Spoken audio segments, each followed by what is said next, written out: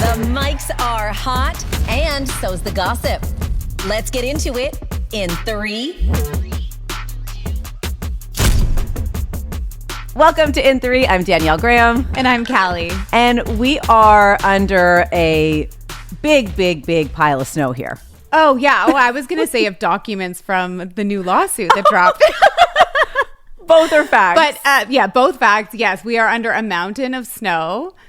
I do feel like I have been an actual prisoner of my home. You were at the cottage, so I was left all by myself. You were. I'm sorry. To just be looking out my window, peering at nothing but snowbanks. But the fact is, you haven't really wintered in Toronto in many years. This is your first real winter in a long time, and this winter has really shown up in ways that we have not seen. Thanks, universe. So sorry. Like the one winter I'm home is like the worst winter of the decade. Nicely done. There's enough snow for my kids to drown in. Like they would just sink to the bottom. There's so much snow. Anyway, we here just need to really complain about those things. It's kind of a pastime of Canadians in general. It's our duty. It's our right. It's our birthright. I'm seeing you. I see you, and I know that this struggle is big for you. That actually means a lot. Yeah, I thought of you all weekend. Yeah. Well, we tobogganed. It's intense. I'm watching you guys tobogganing, going, nice, good for them. Yeah. Oh, we went big. Not one iota of FOMO. No, I didn't think so. Yeah, I'm good. You're good. I'll I know. sit this one out. You're more of an indoor cat in these conditions. Yes. Well, we have got quite a lot to get into. We do. For today's episode, first story, SNL 50, which was such a gift of an abundance of celebrities. Totally. Yeah, it was great. What a pleasant surprise. Totally. I wasn't expecting it to be such a big deal, but I loved it. Savored every moment. Can't wait to talk about it. Me too. And then, of course, the latest in the Blake and Ryan and Justin Baldoni, because she has amended her lawsuit. Yes. And not a moment too soon. Yes. 11:59. Yeah. Last night, I guess technically. Yep. That she dropped the new amended lawsuit. Of course, we were waiting all day for it and pushed the recording of this podcast to make sure that we had all the updated info. And yes, came out at midnight. So it was an early morning sifting through those documents. Getting it Got all in. lots to say. So much to say. And then I love these two, Betty Blanco and Selena Gomez.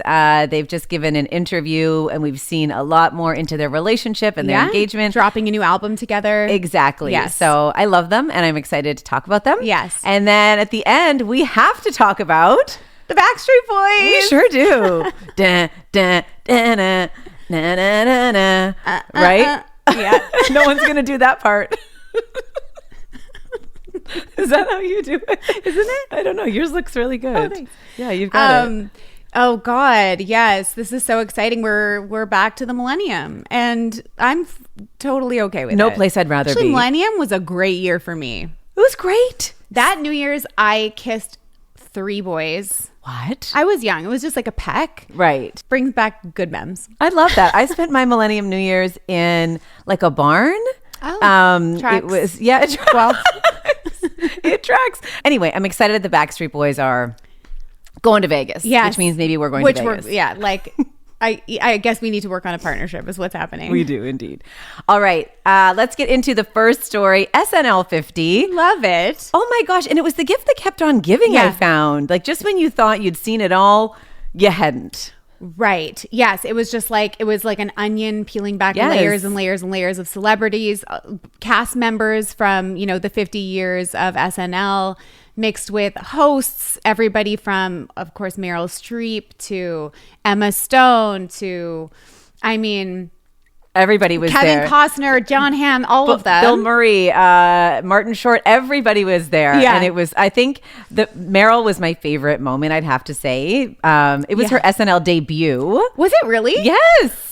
Oh my and the God. skit she was so funny. First of all, love that skit in general. Kate McKinnon is one of my absolute faves. Oh, she's so good. And wow, really? That's so strange. I wonder why she hasn't hosted before. I don't know. And apparently she didn't do any cue cards. That was all just Meryl off the dome. Meryl, greatest of all time. Yeah, Meryl it was so great. That moment for me was super fun.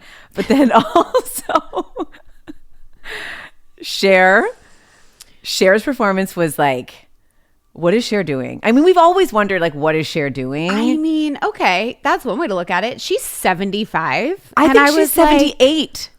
Oh, man. I think. Whatever. This woman is absolutely killing it. A woman in a leotard, somewhere close to 80 years old, and just like all the wigs. I mean, the weight of those wigs alone, like she had multiple wigs, multiple outfit changes, and she was giving her. And honestly, her choreo was on point, voice on point. And if anybody could just look at me the way that Kevin Costner and Jon Hamm looked at Cher that night. They panned them in the audience while she was performing, and like it was literally heart-shaped eye emoji moments for them. She is phenomenal. This Kevin Costner?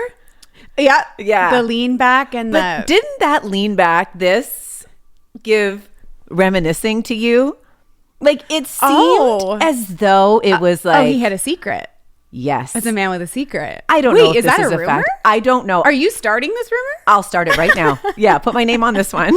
Send it out. Perfect. He looked like a man who was like, yeah, what's up? That's my girl. That's my girl. It was giving history and reminiscing. Wow. I hadn't thought about it like that, but I really like that take. Yeah. And I'm just going to picture that for 1 second. And Jon Hamm just wants to get it. Like Jon Hamm, I mean, they were just looking at her. From my perspective, it was just looking at a woman with so much admiration and just like, damn, yeah, like still got it. And yeah, it was like the whole crowd could not get enough of her. I would not wear that leotard now. I couldn't. Like at my age, that's a hard no. That would require every kind of underpinning, support garment, shapewear. Bring in the skims, bring in the butt pads. I'm talking some serious lighting that would need to be tweaked. I couldn't move because you couldn't get me at the wrong angle. I'm telling you, that woman is incredible. So that was and a really she fun just moment. like gives no F's. None. Like in a way that is so visceral, and it's been that way her whole career. And I just love to see her in her element and just sort of embodying that sentiment at this stage. And we haven't seen her perform for a long time, but listen, goals. Didn't miss a mark. Goals. And so back to Meryl for a second.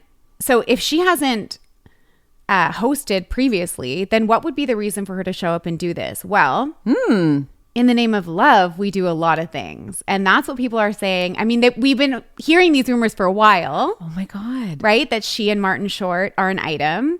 I think hooked up, the origin of the hookup was Only Murders in the Building when she guest starred on that series. And there's been rumblings of them being together. They've been seen holding hands throughout the last few years. But I think this was kind of their debut. Cute. Right? And I think that maybe her motivation to show up and get into the comedy mode and really like knock them off their feet was because she's a woman in love. Oh, that's really cute. That. Oh, that's adorable. It is very sweet. Pete Davidson and Kim Kardashian were both there. Yes. And apparently he had to avoid. He just can't be around her. Well, I actually heard they did have like a brief run-in. Oh, okay. Where it was like a cordial, like, hi, how are you? I was thinking about her during his skits and vice versa. Yeah. Kind of thinking like, and I think about this often during awards shows, like, you know, you're watching an ex do their thing. SNL, the stage is very small. Tiny. So I was thinking about Pete seeing Kim and Kim seeing Pete in the audience and whatever, and how awkward that must have been. Especially because that's where their romance sparked. Exactly. So you're back to the scene of the crime. And you're both there. Yeah. And everybody's looking. And everybody's looking and watching and paying attention to those things to see who's talking and who's not talking. 100%. Yeah. I actually feel like the audience was a part of all the gossip. Big time. Because it's like the reactions that you saw really are feeding into some of the stories. And I definitely think that, people were taking note of like, oh, yeah, like clock that. We'll get into that later with Kevin Costner being a witness to the Blake Lively and Ryan Reynolds skit. But yeah, I thought Kim looked amazing. She did. And Pete's having a moment. So, you know, it's a great time for them to run into each other. They're both up. and winning. Everyone's doing great. He was her most substantial sort of love interest post-divorce. And I feel as though he really brought out such a happy, playful side of hers that we loved to see.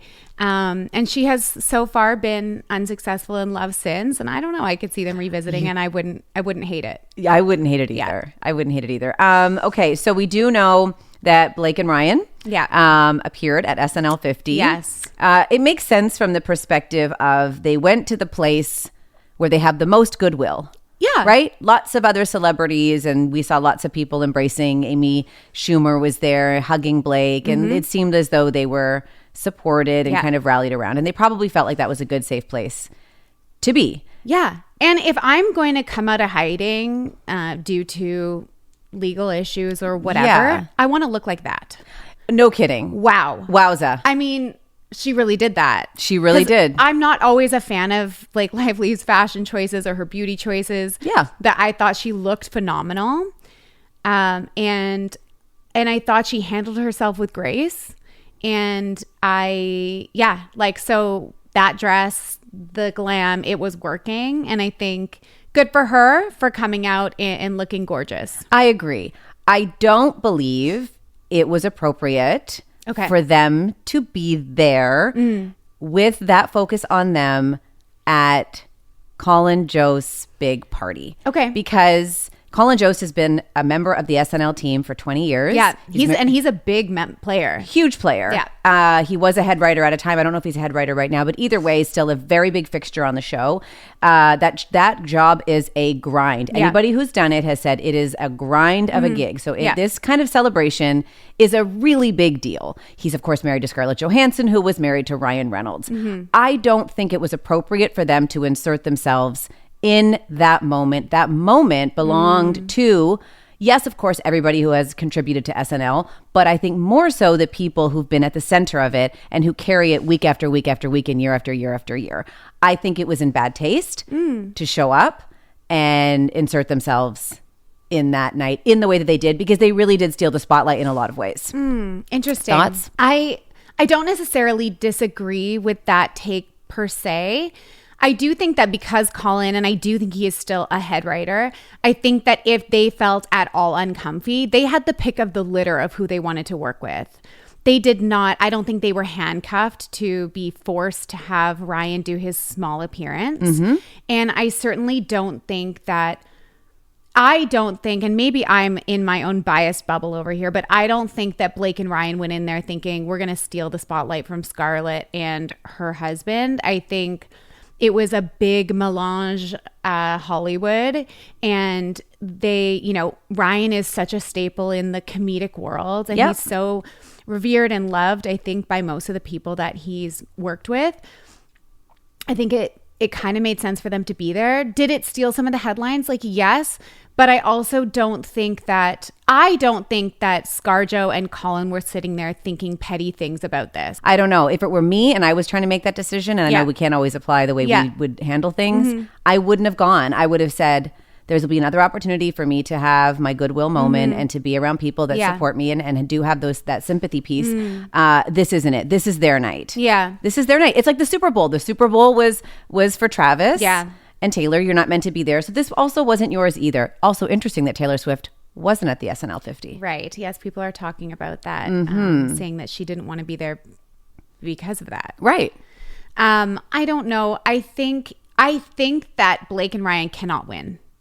That's I think true. they cannot win. And I don't believe that these two people should be in hiding because of the legal drama that's going on. I think it's hypocrisy for people to say that, Justin can be out on the beach looking happy, being all sporty on his surfboard with his family, looking joyful, but that Blake should be in hiding and be sad and not participate in any social gatherings, not look beautiful, not look happy. And we all know that looking happy and looking beautiful don't necessarily mean that that's how you feel on the inside. Of course. Any move that they make will be highly scrutinized from a lens that I think is not necessarily being applied to both sides. Fair. So my take on it is I guess from the Scarlett Johansson perspective, maybe they could have rethought that movement. I think that they wanted to step out. They wanted to show face, show that we're happily, first of all, together. Yep. Show that we will not be bullied by the public and we will not be bullied by this lawsuit into hiding. And just, rub shoulders for a moment. I do believe that her life is hell right now. I do believe that Ryan's life is hell right now. I believe that. And I sort of was happy for them that they came. I am not. Yeah. I am not and happy I think that they came. the thing. Because I'm not happy if I'm Scarlett Johansson and I'm Colin Jost, and that is a night that I earned and I deserved. Yeah. And I sacrificed for, and I put all my love and talent and energy into. Let me have this. You want to step out at somebody else's premiere that isn't adjacent to your ex-wife? Go right ahead. Have that moment. Yeah. Go do that anywhere else. You want to go to a Broadway something, you want to go to someone's film premiere, you want to go to the Academy, whatever you want to do, go do that. Yeah. Don't do this. Yeah. This felt to me like a no-fly zone. Just this is not the move, and they had to think about it. Somebody had a moment of pause. It was like, should we or shouldn't we? They had to have. There's no way that piece didn't factor into their decision, the Scarlett and Colin piece. And then to override that is selfish. If that in fact gave you a moment of pause. If you gave it a moment of pause, you shouldn't have gone. I think that they knew, obviously, this amendment. We all knew this amendment was coming early this week because the court said it has to be in by Monday. Well, actually Tuesday because it was a holiday. So I think that they knew that this was coming down the pipe. And I think they wanted to show face, whether that was the right thing or the wrong thing. I think, that was the decision they made that they thought was best for them, for their lives, for their marriage, for their image, for their careers and their friendships. So they knew this amendment was coming down the pipe. Before the amendment was released, there was 3 leaked complaints, complaints that we saw that were leaked to, I think, key kind of members of the press and influencers online. We don't know where the leaks came from. No. But the leaks consisted of 3 new complaints that we haven't seen that were formal or allegedly formal HR complaints that were filed to Sony, who is the distributor of It Ends With Us. Yep. And they included 1 complaint that is presumed to be from Blake that sort of recounts what we already saw in her original lawsuit about inappropriate behavior. A second complaint, again, filed to Sony. About Justin's behavior. About Justin's behavior and actual involving physical touching. Yep.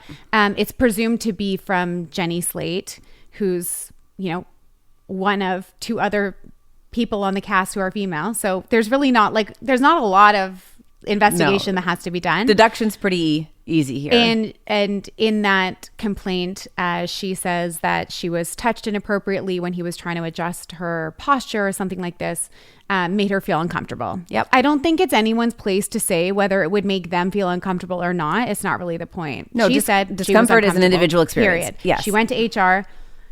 And then the third complaint is presumed to be from Isabella, who plays young Lily. And it recounts an interaction between Baldoni and the actress in her trailer where he is talking about and sort of insinuating a lot about her climaxing on camera.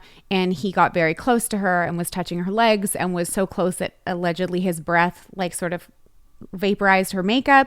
No, these complaints actually were leaked and to, I think it was TMZ, the Daily Mail, and a couple of other key players in media, and they were not picked up. Right. Nobody ran with these stories. Yes, these complaints just the leaked. influencers. Just the influencers who had them. Some of the TikTok investigators had them, but nobody ran with this like they did, let's say, the voice note or any of the other pieces of evidence that have really made the rounds. Yeah. These complaints were kind of buried, but they were around. I think it's interesting though, because, everyone's been saying, I won't believe Blake until I see that other people on set had discomfort. Right. Okay. So now we are presented with potential proof. I'm saying potential and alleged because, again, they haven't been verified. We don't know. Although now in her amendment, we do see them referencing that 2 other actresses came forward with HR complaints to Sony. Yes. So during the time of filming. Filming. Which is a key piece. Now that we have this sort of quote unquote alleged proof, the internet is still not satisfied. And I don't understand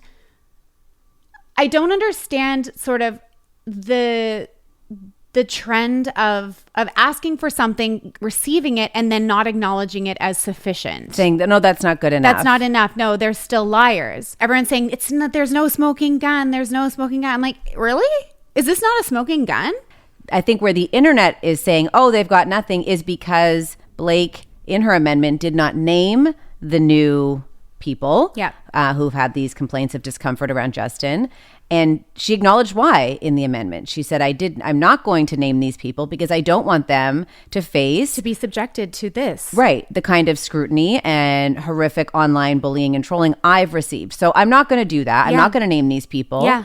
But know that these women are going to testify, and they are going to, and we are going to give over this evidence in discovery. Yes. We have it. The internet's not satisfied because they didn't get a website full of evidence. Which the judge has asked them to play fairly. Right. And what I see is Blake's team really trying not to piss him off further. Right. Now, the issue of the actresses not being named and them not coming forward, and also sort of this idea that these are not perfect victims. And this is what has me enraged today. You came in hot today. Callie came in real hot. This is what really gets me going, because it's like, okay, so here are some of the issues that people take up with what's going on here in the amendment. They're saying, well, if they felt so uncomfortable, why did they continue to film with him? That is, to me, such a dumb question. Especially these other two actresses, if you think Isabella, this was her first movie. Right. I feel so bad for her. Jenny Slate, not a super popular actress, someone who's actively trying to get more work all the time. Right. And even Blake, who, I think she really felt she had a lot riding on this movie. Everybody wanted to get the movie made. They didn't want to make disruptions. No woman wants to come forward with complaints of sexual harassment or sexual assault. That is like a crazy scarlet letter. Unfortunately. No one is in the coming world we forward live being in, like, yes. Like this awesome news that makes me look so great. Because unfortunately, in this society, you can't do that. If you're someone that's come forward with complaints, whether or not they're substantiated or not, it's still going to affect your career. 100%. So they knew this, and they wanted to get the movie made. So the fact that they continued, well, that just shows that there was like undue pressure from society, from the production team, from everyone to get this done, to move forward. They made complaints to HR allegedly back in 2023. All three of them made complaints back in 2023. Yes, agreed to continue because he agreed to certain...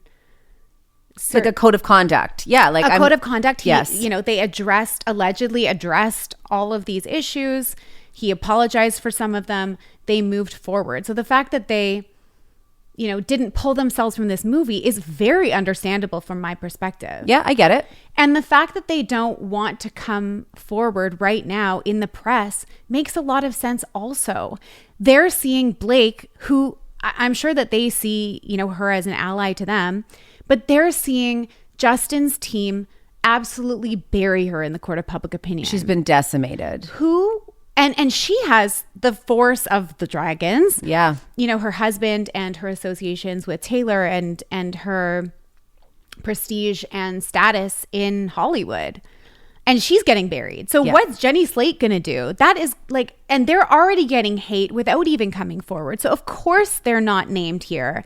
And I think that they're like, yes, of course, we will be there to testify if it gets to that. But like, we would like to lay low here. Yeah, I think what you're seeing in so many, it is a witch hunt out there. Absolutely. For a lot of people, if you're following this story on social media, it's that confirmation bias thing. Yeah. It's like, I'm looking for another piece that supports what I already really, really, really believe. I'm not looking at this objectively. I'm not going to try and discern. I'm not going to maybe change my opinion, which I have done several times throughout this whole process. Sure. Yeah. Nobody's willing to do that. They're just like, I have to be on this one side.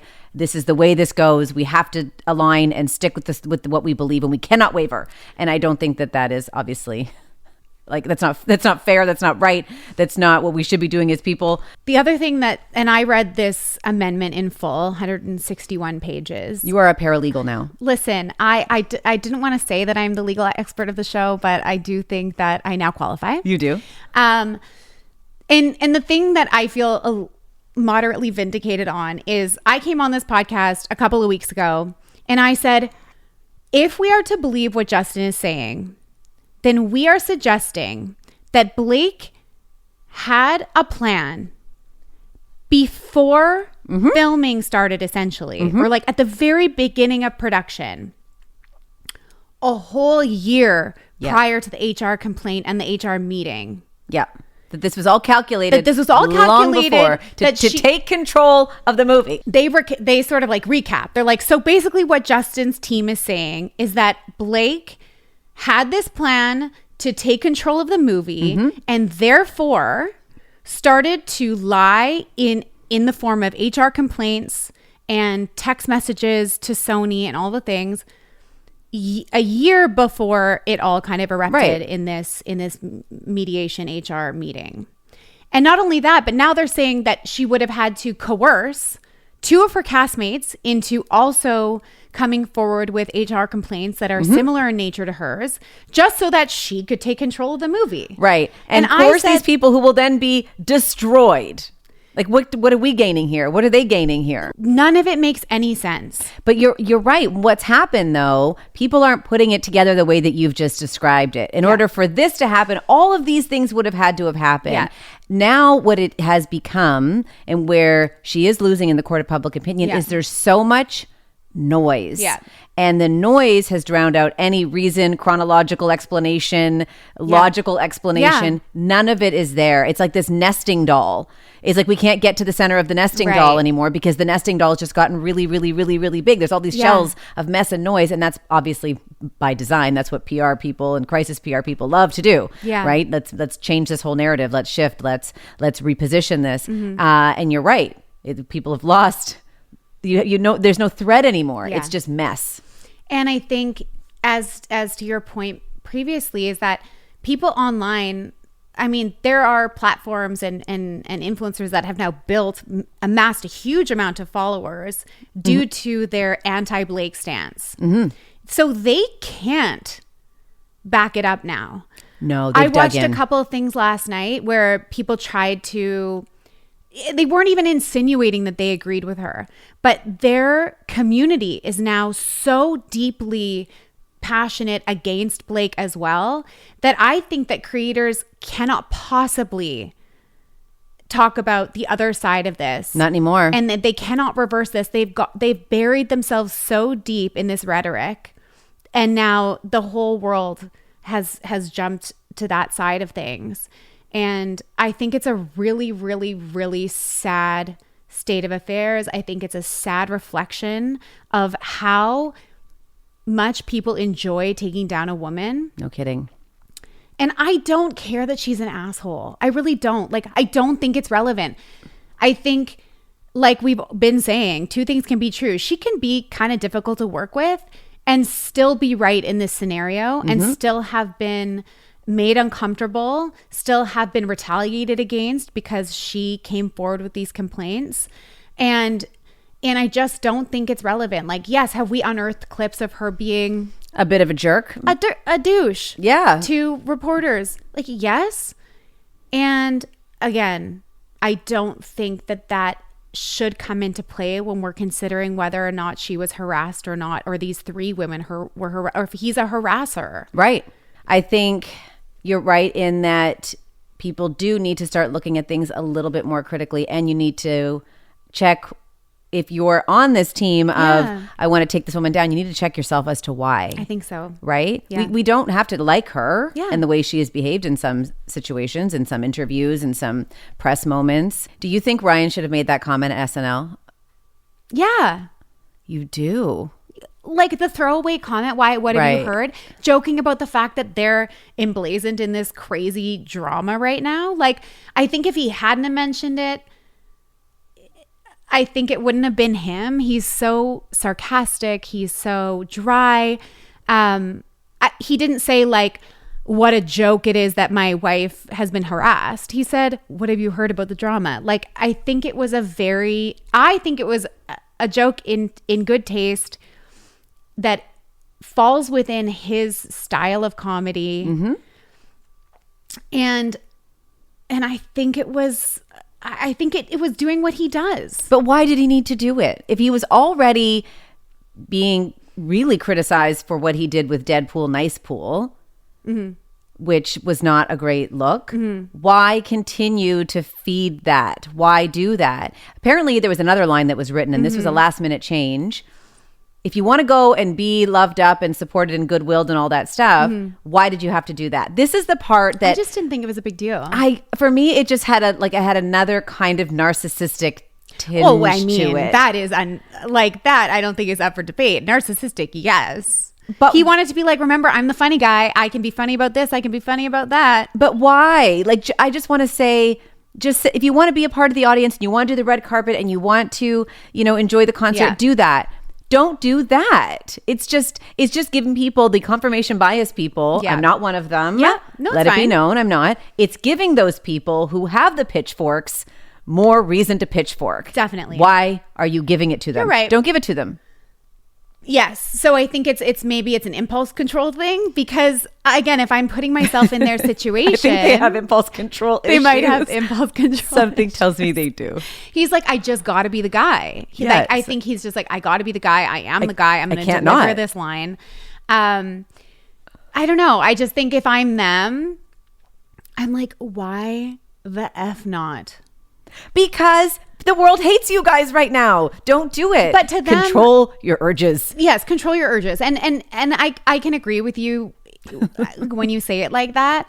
I just think that it's like to expect them and to sort of hold them to this standard that they should be hiding, be scared, be intimidated, be not allowed to do the things that they would normally do. Right. I just don't I don't condone that. I 100% agree with you. So if the scale is stay home, you're hiding, your blinds are closed, you're Drake. Yeah. Or you're out there making funny comments, which people have taken. I don't agree that this was him making light of the sexual harassment. Yeah. If that's then just bring it back here. Sure. Just go in the middle. Yeah. Show up, see your friends, feel supported. Look fantastic in that silver dress. Like, she looks so great. Show the world that you're a united front and you love each other. Yeah. And stop there. Okay. Go 60% of the way. Right. Okay. Not all the way. So they went they took it too far. Let's move on to the couple that I really can't get enough of right now that have just brought me, there's a lot of happiness for both sides, and that is Selena Gomez and her fiance, Benny Blanco. Yes. This new interview they did with Interview Magazine Yeah. About the album they've created together, and also their relationship and the engagement. It just makes me so happy to see that that she's in such a good place. Oh my God, yes. And we don't hear from Selena that often by way of like interviews and things like that. And to me, it just really solidified the fact that they have such a normal, happy relationship. Yes. They talk a lot about her being, kind of antisocial, and the fact that they're just like, they just love each other's company. She has zero FOMO about what's going on in the world as long as, they're together. And yes. She's not playing the game anymore of like trying to be associated or one up, Justin and Haley or anything like that. Like, it really gives opposite side of the spectrum for me. It gives such confidence and self-assuredness in where she is, who she is, and who she's with. Yeah. There is some colorful language from Benny Blanco. If people don't know who Benny Blanco is, he's a music producer. Yeah. They've worked together. They've known each other, I think, since she was like 15 or 16, so quite a long time as friends. And then she was the one that showed interest first. She's apparently the one who said, I love you first. Yes. And they really bond over music, but also they're big foodies. Yeah, big foodies. Big foodies. Can we talk about the tub of queso? Like, I love cheese. I love a processed cheese. I love a dairy product. Yeah. But that, for me, which part? No. Okay, so Benny for Valentine's Day posted a video to TikTok of his romantic setting for Selena in their home, where he had taco chips in the shape of the words "I love you." Instead of rose petals, it was nacho chips, and then a beautiful porcelain tub full of queso melted cheese. Yeah, queso. And it led a trail. Picked up a chip, dipped it in, and took a bite to prove to all of us that it in fact was queso. Yeah, the whole tub of it. Some kind of AI something. So which part of it is giving you the heebie-jeebies? Many parts of it. So queso is a dip best enjoyed warm. Okay. Oh, yes. So queso needs to be warm. Otherwise, it is congealed. Ooh. And it gives like a Vaseline kind of texture. It is not creamy and velvety and delicious. And if it's not warm, like we had queso at last year's Super Bowl party here. I kept it in a small crock pot so it stayed warm. Like when you go to 7-Eleven and they have the pump, that's how you want that cheese to perform. Oh my. You don't want it to be like go in and a chip breaks, which over time. I can honestly say that I didn't know that cheese was in a pump at 7-Eleven. You've never had the cheesy pump at 7-Eleven? Danielle. You have not lived. What? And then it's like this plastic little tray and it has the little corner that you fill up with the cheese and the circle nachos. No. We're going today. Okay. There's a 7-Eleven up the road. I will be unwell all the way until next week's recording. You will be the way that I felt about that queso tub is that to me is like that would basically unalive me. Like I would cease to exist if I ate any of that queso. Yeah, like I have to live within certain parameters for my digestion and for my health. Of course. And a tub of queso would really do me in. Oh God. Yeah. Okay, there's a couple other parts. You're right. Like I'm just looking at it from like I don't want to eat that. Yeah. But do I love queso when it's done properly? Yes, I flippin' love queso. I actually love Taco Bell. That's my other deep, dark secret. Literally, I've never had it. You've never had Taco Bell? I have not ever tasted even one bite of. I've never even been around someone who's had Taco Bell. Taco Bell is kind of a unicorn at least where we live. It's not the most readily available. No, it's not like your McDonald's on every other corner. Right. There's actually a Canadian Tire I drive to specifically if I need something at Canadian Tire that has a Taco Bell. Wait, just so you can have it? No. Yes. Love it. So I love queso. Back to queso.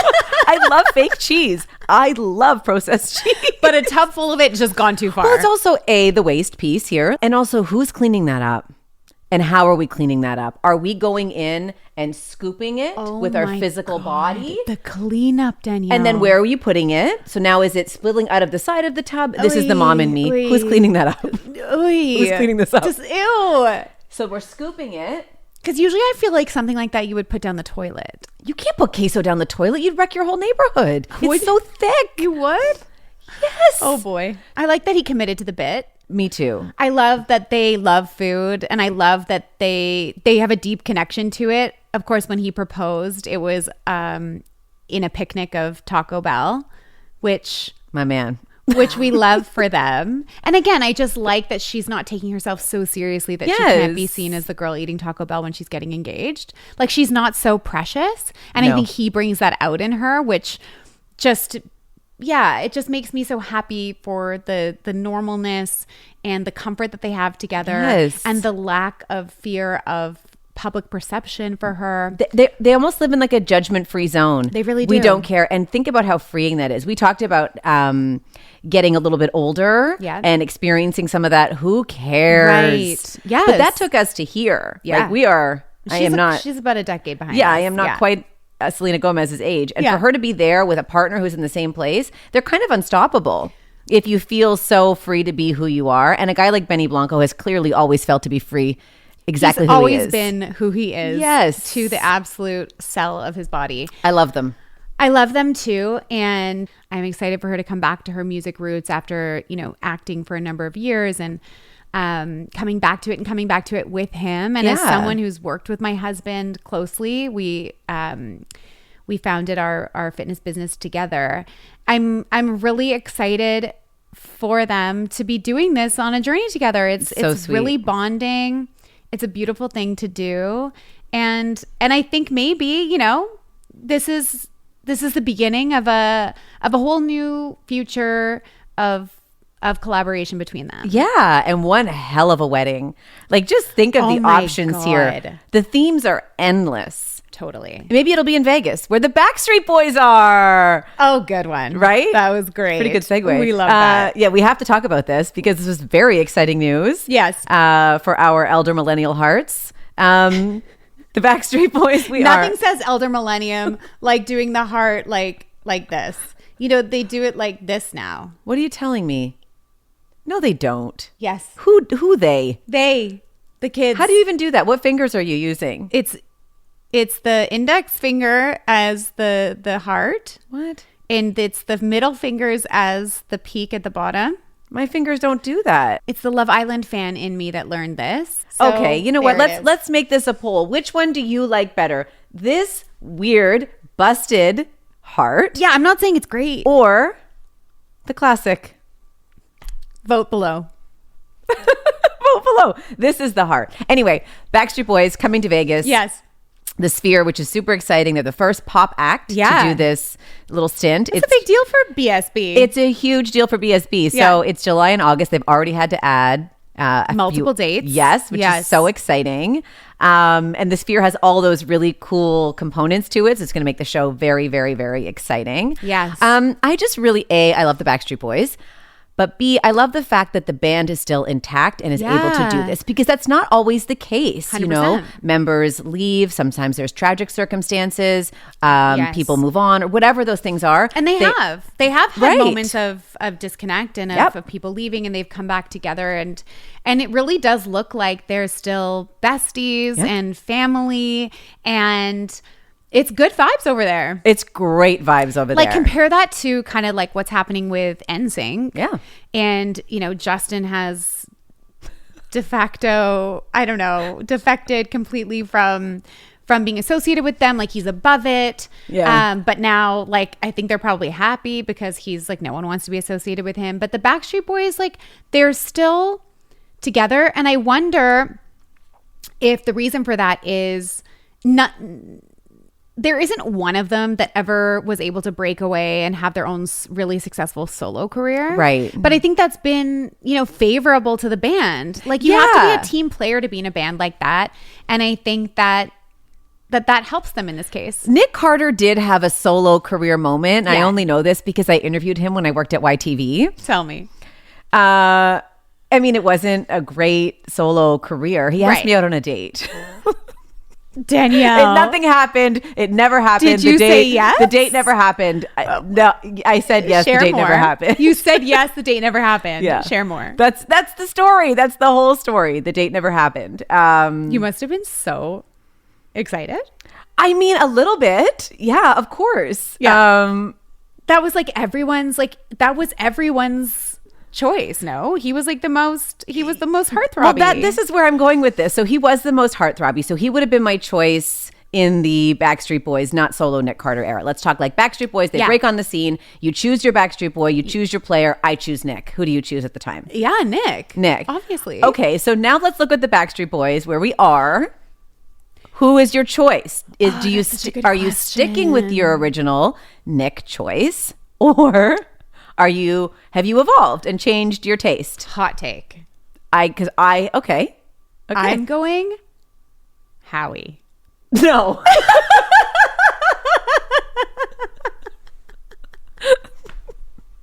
No one has ever called Howie. I know, I've never. Not what I was expecting. I have a whole different hot take. Wow, I actually forgot he was I was watching their new video, and I was thinking, he is very underrated. What a handsome guy. You love an underdog. Literally no one has chosen Howie. Nobody. Me, Howie. If there was a poll and the things are going across, it's just me. Oh my god, it's just me. Shout out Howie. Shout out Howie. You know what Howie is for that group? He is stable. He is rock solid. He is dependable, and he is reliable, and he hits those steps. I think he aged well. Okay, AJ's a hot mess. Not great, right? Nick, I don't know. He's got all kinds of family drama. Like, it's Carter not family. cute. Yeah, like, okay. I'm obviously not going Kevin. Kevin is the hottest Backstreet Boy. What? Kevin is across the board the hottest Backstreet Boy. I didn't see it back then. Aesthetically, or just like his whole thing? I didn't see it back then because he looked old when I was young. Right. He looked like He was the mature one. Yeah, he was the really senior member. So it was like, no, you're not cute. You're going But me, Danielle, in my 40s, Danielle, Kevin is the hottest Backstreet Boy. Interesting. He would not be in my top 3 at all. So wait, he's at your... I would go Howie, You're going Howie choice 1. Brian. No. What? You got it all wrong. Well, you know what? This is just... Okay. Wait. This is just another reminder that we have completely different tastes. Which is why I love doing the show with you. This is great. So you're going Howie, Brian. Howie, Brian, Nick, Kevin, AJ. Howie. Okay. I still can't believe you chose Howie. I thought we were going to say Kevin at the same time when you said I'm going with, and I thought Kevin. Sandwiches. No. Okay. Kevin, Nick, Okay. Brian, Okay, good. Happy to see Brian made the top 3. Howie, AJ. So Howie is just... So we can agree on the bottom. No disrespect. And I think AJ would have rated higher back in the day, like when I was more into like a moody bad boy. But like, no, Howie seems like a good guy. Solid. So at this stage in my life, I'm like, I overlooked you. It's like looking back at the guys you went to high school with and thinking, but they're great husbands now, and they were big dweebs back then. That's and right. I never gave them the attention they glow deserved. up, the swanning. Yeah. The And swanning. I feel as though Howie's really come into his own. I think he's aged well, and I'm into it. Do you want to see Kevin? I saw him. I think you're... But you're welcome to show me a for instance. No, okay, aesthetically, Kev Okay, this is is a bad photo. he's beautiful. His bone structure. Okay, there's 2024. Yeah. Yeah. Looks good. Like, he's not my type. He looks uptight. He looks like he could just really use a vacation. He looks like Timothy Chalamet a little bit, actually. Really not your vibe. Not my jam. Okay, so you're going with Howie. He looks like Kevin Federline. Did I choose wrong again this week? Have I? And the moral of the story is I got some work to do. The picking. It's true, actually. Is your picker broken like J-Lo? It might be. Let's get to Vegas. This is a son. Let's go. This is Pack the your bags. son's Going to Vegas. The son's husband's trip. 100%. Just the girls. I would do it. I would do it. I think it'd be so fun. Okay, well, as soon as we stop rolling, we're going to start. We're going to start looking into this because we need to get tickets. I know. I think they've gone on To free Sphere. sale. Yeah. It's not the Sphere. It's Sphere. Oh, did I call it the Sphere? Oh my God. It's I am just Sphere. this heart through and through. You know what? A lot happened today. Oh yeah, A lot happened today. yeah, Okay. yeah. I'm sweating. I know. It's perfect. It's been a great episode. It really has. I've loved this. I loved every minute of this today. I know we say this all the time, but I do want to know what people are thinking about Yeah. all the things we've talked about. We've talked about some controversial things, such as who's your favorite Backstreet Boy, and also whose team are you on Yes. in the It Ends With Us saga. I do want to hear what people think, and I think we can have respectful discourse. That's what we are here for. I love this dialogue, and I think you come with really smart and informed takes on things, and I think there's lots of space for people to listen to other opinions. Agreed. And we are there. We should be there. If you like what we're doing, share it. Share it with your pals. Share it, comment, yeah. follow Follow along. all the things, and we will see you Next week. week. Bye. Love ya. Mwah.